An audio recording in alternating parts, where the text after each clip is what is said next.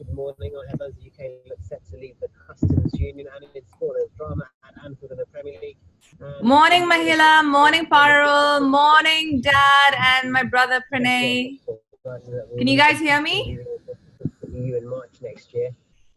Morning. Yes. Can you hear you? Yes, perfect. Wonderful to see you, Maliha and Parul. All right, guys, it is 7 o'clock, so we are going to get started. We've got a jam-packed call to get through with a lot of content and a very, very happy and enriching conversation. So all of you, I am going to request, at the start of this call, we're going to have it be really interactive. The call is being recorded so that we can share it with others across the globe that don't get to join us. But just to kick off, firstly, a very warm welcome to all of you. I love seeing you guys on the call. Thank you for shifting whatever you need to shift to be on the call. This morning, it really is you guys owning your own space, your own conversations, keeping yourself empowered by jumping on these calls and really interrupting whatever the status quo is around Monday morning blues. And so, Parul, is that you coming back from a run? I've just come back from the gym. Oh, wow. That's inspiring. I've got to tell Ronnie that. So 6 a.m. gym. Oh, brilliant. Brilliant. Really great stuff. All right, guys. So, lovely to have you on. We'll do a quick recap of last week. So last week, what we did look at was the happiness equation. And we looked at how can reducing our desires rather than chasing more desires, trying to fulfill all of them, how can reducing our desires that we entertain at all bring us grander happiness? Morning, Cheyenne. Welcome for joining us. We're just doing a quick recap here. And when we get to having less desires fulfilled or entertained, we then have less desires to fulfill. And when we have less desires to fulfill, ultimately we're happier. And happier not at a level of, it's finite for a certain period, not a sense of elation. No, the happiness we looked at was a deep, grounded sense of contentment within. And when we experience that, then we experience peace of mind. Morning, Jack. Welcome. And morning, Ronnie, for joining us this morning. Lovely to have you guys all on bright and early. So that was a quick recap of last week. Moving from that to this week's conversation, which is love. And I'm going to have all of you unmute yourselves shortly to let us know, what do you understand by love? What does love mean to you? So if you were to sum it up in one sentence, what is love for you guys? Let's hear from you.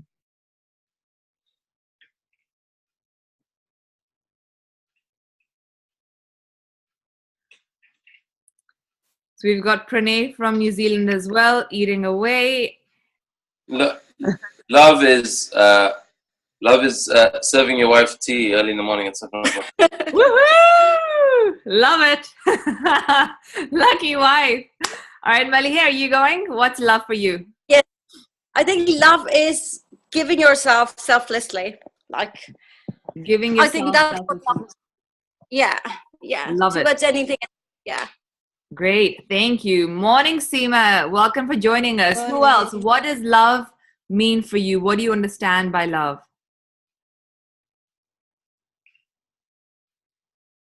Morning. Morning, Jag.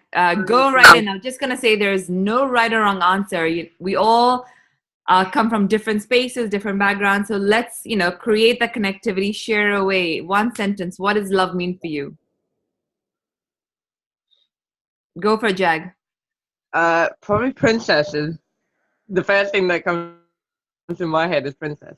Great. So for others, princess is Jag. But I have realized recently, obviously, that there is a lack. Sorry, say the last bit again. I also understand that.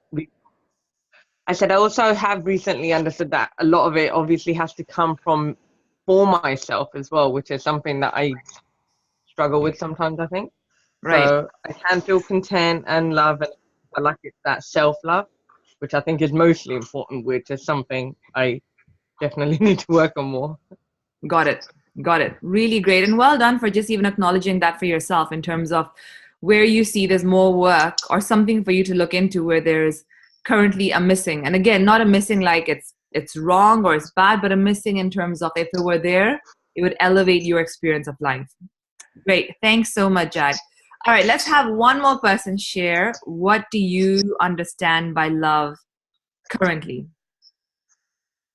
Okay, I'm gonna say love is waking up to a house full of children, because when they've all pretty much left home, it's quite funny to actually come home and they're all here. So Right. I'd say love is waking up with children in the house. Brilliant. Thanks, Parul. All right, so love is waking up to children in the house. All right, guys, so delving into it. Now, as we just heard, brilliant example. 4 people share 4 different things. Well, Parul and Jag somewhat did touch on kids.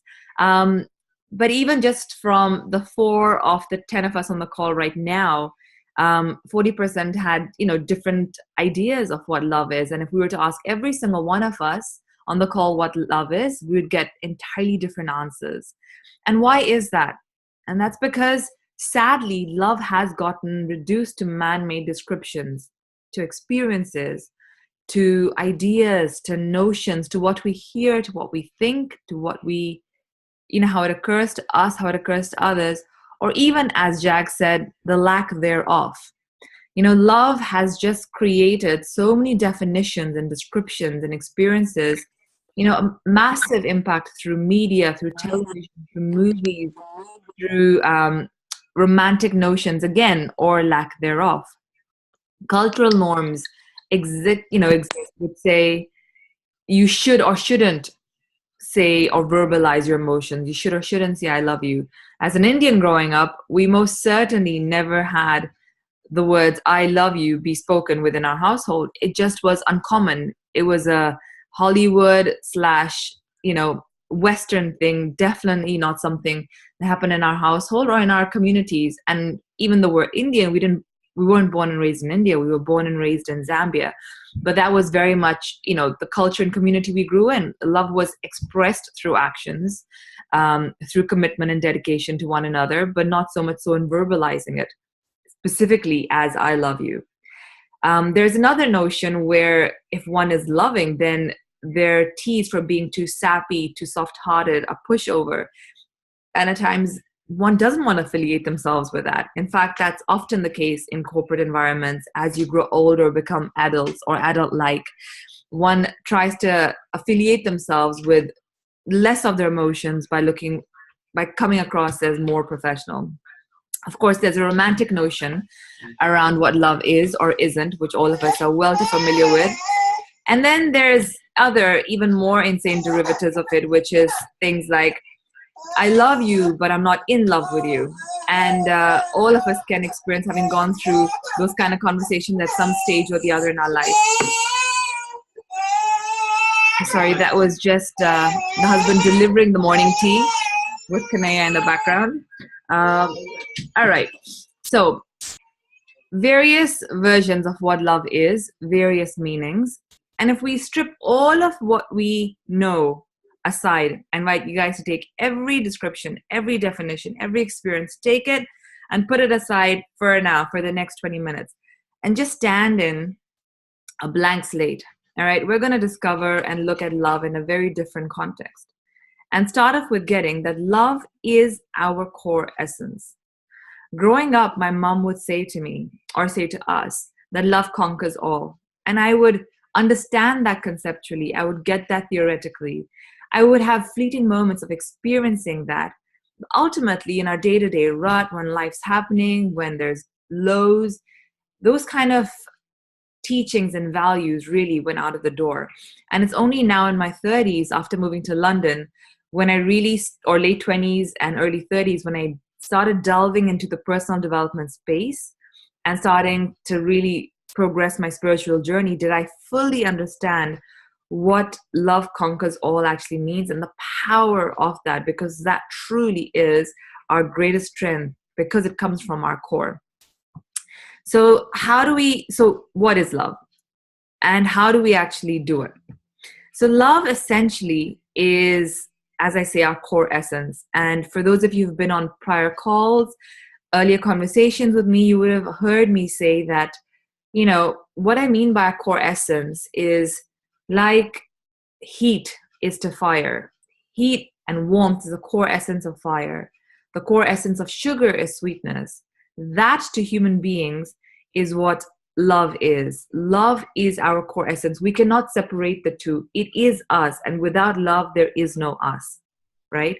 And learning to love another, whether it's another person, another circumstance, another situation, starts with learning to love ourselves.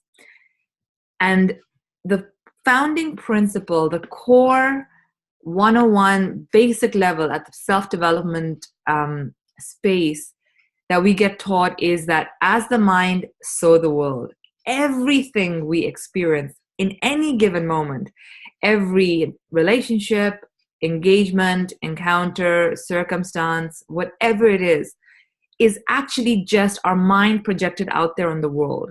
There is no that, there is no they, there is no the problem lies out there. Everything is a reflection of what is happening within us. Now, I know for some people this may be a familiar conversation, and for others, I acknowledge and appreciate this may be an entirely new phenomenon where you're probably thinking, what on earth is she on about? Wherever you are, it's perfect. Just sit in the conversation and let it sink in. Sit in the conversation and just reflect on it. So if we're looking at as the mind, so the world, standing in there, apologies, I have a runny nose. Standing in there, learning to love another starts with learning to love ourselves. And I fully, truly got connected only recently in the past few years that whenever I have an upset out there with anybody or anything, the core of it, the source of it is really I'm upset with myself over something. And when I can deal with whatever the upset is over here with me, transform that, bring love within here for myself, and let go of notions like, I'm not good enough, I've done this wrongly, I'm a nobody, oh crap, here we go again, all of those things. Then when I disappear all of that, and what's there is just love, I can experience that love being received and ability to give it to others out there. So we're born, our purest form and how each and every one of us is born is as a form of pure love. And I see that every single day with our son, Kanea. He's just a bundle of pure love, of joy. And as he enters the room, no matter what space adults are in, as all of you would have witnessed this with kids, as babies enter the room, everybody melts. Everybody wants to hug them, whether you're, in love with kids or not. But there's something that shifts where you just experience humanity in its purest self. And then we start growing up and life starts happening to us. And layers start getting formed on top, one on top of another. We get exposed, we have experiences, we have, unpleasant moments, pleasant moments, all of it in combination has us create identities and layers, almost like an onion. And then when you're our age, you start getting on these calls and do personal development courses and programs to start peeling them all back off again to reconnect with what was always there and just got covered, which is our true core self, our loving self. Michelangelo, the great sculptor, was asked, how did you sculpt David? How did that ever come into existence? And he often says, can I just request everybody put themselves on mute, please? And he often says that I didn't actually do anything. I basically just chipped away at marble everything that wasn't David. And what remained behind was David in his pure self. That essentially is you and I, every single one of us on this call, every single one of us that we engage with. The fact that you're on this call, the fact that you're taking life, grabbing the bull by its horns, the fact that you're stepping forward and calling the universe to step forward with you and respond to your personal growth, you chipping away at everything that isn't you, that isn't Maliha, that isn't Jag, that isn't Dad, Morning Frankies, that isn't Ronnie, Cheyenne, Parul, Seema. You guys are chipping away through these conversations to get connected to your true, purest self. I watched a TED Talk last year, shortly after Kanea was born, and I loved it. And it was by Jack Ma, who is the CEO of Alibaba. And he introduced a new factor, and I loved it because We've all heard about IQ. We all apply it every day in our day-to-day existence. It comes up in many conversations, academically, your quotient, and how smart or intelligent you are. And in the last couple of years, in a lot of industries, particularly the space I'm in, which is the development sector, there's the EQ that came into existence, which was your emotional quotient. So it's not just IQ that employers would look at or people out there would look at. It's not just what a great leader you are, how well you manage projects, but EQ as well, which is your emotional quotient. How can you bring humility, empathy, generosity into your day-to-day interactions? And that started becoming a skill to assess and impact in work environments and day-to-day relationships.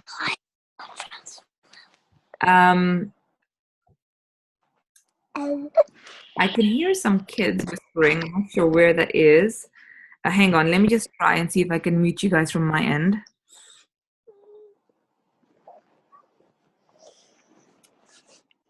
All right. I cannot figure out where the button is, but if everybody could please mute themselves. There's just some kids I can hear whispering on somebody's end. I wonder, Parul, I wonder if it's from your end. No?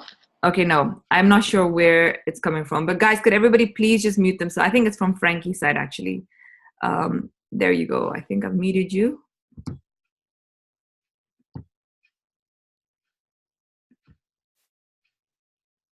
Okay, can you guys still hear me? Yeah, perfect. Okay, cool. So, I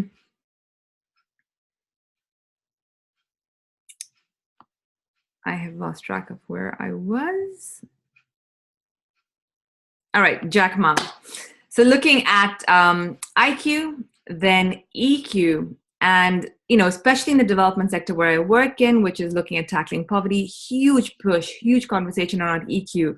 And I loved it. I loved that people were actually delving into emotions at the corporate level, in the nonprofit world, in the finance sector, because emotions matter. Jack Ma comes up with LQ, and he does a brilliant TED Talk on it. I encourage every one of you to watch it. And he basically says LQ is love quotient. We all need to be able to express love and connect with one another within our work firms, within our households, anywhere and everywhere, by building the muscle around the ability to love ourselves, to love another. And I love that CEO of a grand corporate global level creating such a loud message. And the irony of that is what he says is very atypical because, again, going back to where the call started, at the corporate level, we don't get into emotions. We don't talk about love. Yes, your HR, your human resources team will probably do that to ensure everybody's balanced in all aspects when they're unable to therefore deliver.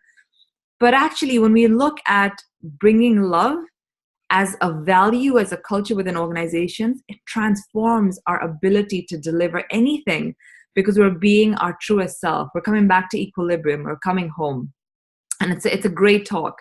Now, there's so much around this topic. We can actually create an entire week course on it. So I'm trying my best to compress this into 30 minutes. And now that we've got a slight glimpse of what love is, how do we actually love ourselves is the next question. And we start off with what we call in Sanskrit, karuna. Karuna is also a Hindi word. Many of you may have heard it. But essentially what karuna means is compassion. Compassion towards yourself enables you to be compassionate towards another, towards animals, towards the planet. And compassion, how do we do that? It's built on two key pillars. One is humility, and the other one is service. When we can exercise and build a muscle around being humble in any and every circumstance, and catch our ugly ego from raising its head from time to time, then we're progressing forward in terms of our spiritual journey, but also deeper inwards in terms of getting connected to our core loving self.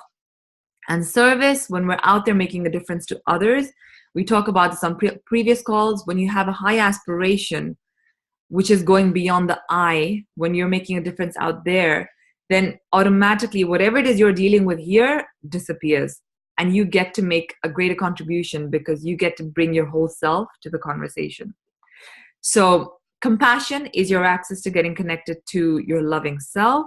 And the two pillars of demonstrating compassion towards yourself and to others is through humility and through service. Now, life leads us to many journeys. All are ultimately meant to lead us to the love that lies within us. Love, it's in its truest form, lies in a place which is inaccessible to our mind, to our five senses, and to the intellect. And that's because it resides within the soul. Now, the soul's ultimate potential is to taste divine love. Now, the best example I've always remembered that I heard years ago is learn from nature. It's so simple. If you look at the sun, regardless of anybody's opinions of the sun, whether you're in a hot country or in a cold country, whether you hear people saying, oh my God, it's so horribly hot, the sun's burning me, or oh my God, the clouds are out, where on earth is the sun?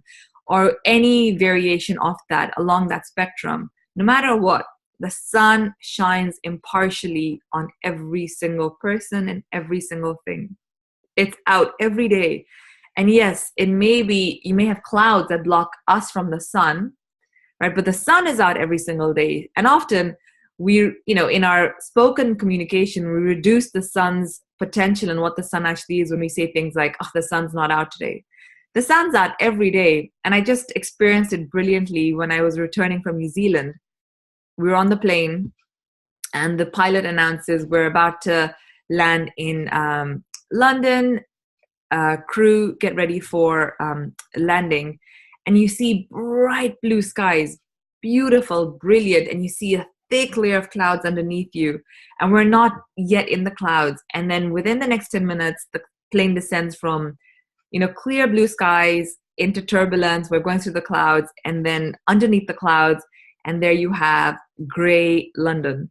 And so it's not that the sun wasn't out. The sun is out, bright, except there's clouds covering us. And we therefore can't see the sun. A similar analogy can be applied on us, which is our loving self is there, but they're just clouds or all these other layers, identities that we create around ourselves where we are unable to connect with our true loving self. Lastly, I want to end with, now that you have a glimpse of this notion, a glimpse of this conversation, how do you keep it alive for yourself? And it's important to realize how critical relationships are to our lives. People bring us the brightest joys or the darkest sorrows. They can elevate us or they can degrade us. They can enlighten us or they can bewilder us. And so it's absolutely an essential that every single one of us owe it to ourselves to keep these kind of conversations alive by being in communities, being in tribes, being in groups and networks that are along the same journey, that are emanating and vibrating with the same frequency, the same personal development hunger, the same yearning to connect with our true selves, the same yearning to expand our leadership, to give, to make a difference. And so there's a few opportunities I want to share with you guys today. And in fully standing and understanding that individuals are stronger in a group than alone, ever. So there's one exclusive opportunity, which is with this incredible guy that I came across on social media last year. His name is Jay Shetty. Many of you may have heard of him. He, was in the finance sector, went off and became a monk for years, and he's come back based in the UK. I started hearing his talks and I loved them. A lot of it is around the Bhagavad Gita. A lot of it is around his teachings around ancient Eastern philosophies, and he's languaged it such that it targets millenniums. He languaged it so that you and I and people in our day-to-day busy lives can get it. And there was just an instant pull to his free content, his talks, his Facebook Live videos that I just absolutely loved. And people essentially would pay, can pay or could pay anywhere between £5,000 to £6,000 for a one-on-one coaching with him. And at the start of this year, last month, he amazingly launched this genius coaching program, 1 year long, invited anyone and everyone on the planet, which is simply for £39 a month to be part of his genius group. And he opened the window for 2,500 people. That's his target. That's how he wanted to film. The program got closed end of Jan. Unfortunately, Ronnie and I got in it, right? And it's just been incredible. Every Sunday he delivers a live webinar, and I know Jag is on it from this call. And it's just his pure intention is to love unconditionally and to give and to make a difference. And to be in the presence of that, it's remarkable. There's about, I think 1,500 people who are part of that group now.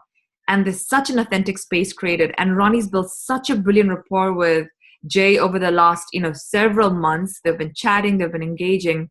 And Ronnie's been, really adamant and said, Jay, you cannot close this group. I know so many people from the FITBANKER community, from everywhere, from our friends and family who would love to be a part of this. And so Jay's actually opened up a window where he's extended signing up by another week. Well, this Thursday is the deadline. We encourage every single one of you, get on it now. The cost is almost negligible. Click on jshetty.me/FITBANKER. Again, that's jshetty.me/FITBANKER. And because of this exclusive opportunity, what it is essentially £39 per month for 12 months. And because Ronnie's created a brilliant rapport with Jay, I think the first month has been cut down to £19. There isn't any kickback for us in this. But we're loving it so much. We want every single person we know to be a part of this community as well. The conversations there, the tribe, it's incredible. It's so energizing. So beyond that opportunity, do not miss out. There's 3 FITBANKER announcements. One is, all of you know we did Kilimanjaro last year, Mount Kilimanjaro, our first ever leadership summit. 12 legends went and all 12 summited and came back. And it wasn't about climbing the mountain. Each of them got to transform an area of their life that wasn't working as well as they wanted to. Relationships, one couple went up, transformed the marriage. Another went up, single, hitting on everything on the mountain, on the plane, on the journey back, came back and found an incredible partner who he's happy with now. Another one transformed her job, got a promotion, and the list is just endless. And so we have an info webinar for this year's Kilimanjaro Leadership Summit this Saturday, 10 a.m. UK time. Put it out in your diaries. We will post it on our Facebook page as a reminder. On Sunday, we have a one-day trek to Box Hill. Maliha, Jag, Seema, Parul, all you Londoners, we really hope you guys can join us. Share, and we've got to see you. I know you joined the last, you did join the last one on Guy Fawkes Day. So we really hope you guys can make it. Sunday, 8:50, we're leaving from Victoria, London. It's a day trek, beautiful nature. We're back by 4 or 5 p.m. And then lastly, Monday is our second 90-day challenge starting for FITBANKER. Join it. You know what? You transform the body, you transform the mind, you transform the mind, you transform the intellect. You transform the intellect, you get to transform your spiritual journey. And every single thing I've been talking about in the last 28 minutes is all about chipping away everything that isn't you. And that includes and starts with transforming the body. And so on that note, guys, there's a brilliant quote that I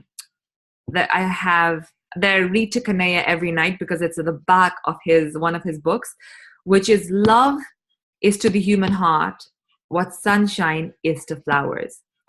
And, with today's exercise, with today's conversation, there's an action request for every one of you. As you're engaging, as you're reflecting on this conversation, for some of you, it may have been, easy to flow, easy to take in. For many of you, there may be a lot of resistance and certain aspects that challenged your existing perception or knowledge or how you even perceive things or relate to people and yourself. Wherever you are, stand in looking at, if I could just purely stand in loving all, the way the sunshine shines on all impartially, today with a blank slate, everybody you encounter today, what could that look like? There's people we have cut out of our lives. There's people we are upset with. There's people we think are just not worth it. I'm not saying pick them up, call them and tell them you love them. No, but if you could let go of your opinion of them and just get that if you could love them as much as you love that child of yours or your most dearest person, whether it's your parent, your spouse, your best friend, what could actually be possible in the space of love and connectivity, knowing that we are all an interconnected human race and our every action or inaction impacts another around the globe, whether you realize it or not. So on that note, guys, we're going to love you, give you lots of hugs, have a phenomenal day, and connect with you, speak to you all next Monday. If you do enjoy these calls, please do share feedback, comments. We'd always love to know how we can improve. And again, thank you so much for showing up and owning your lives. Big hugs, guys. Bye. You. Thanks for your time. Bye-bye. Thanks, Malia. Bye, everyone.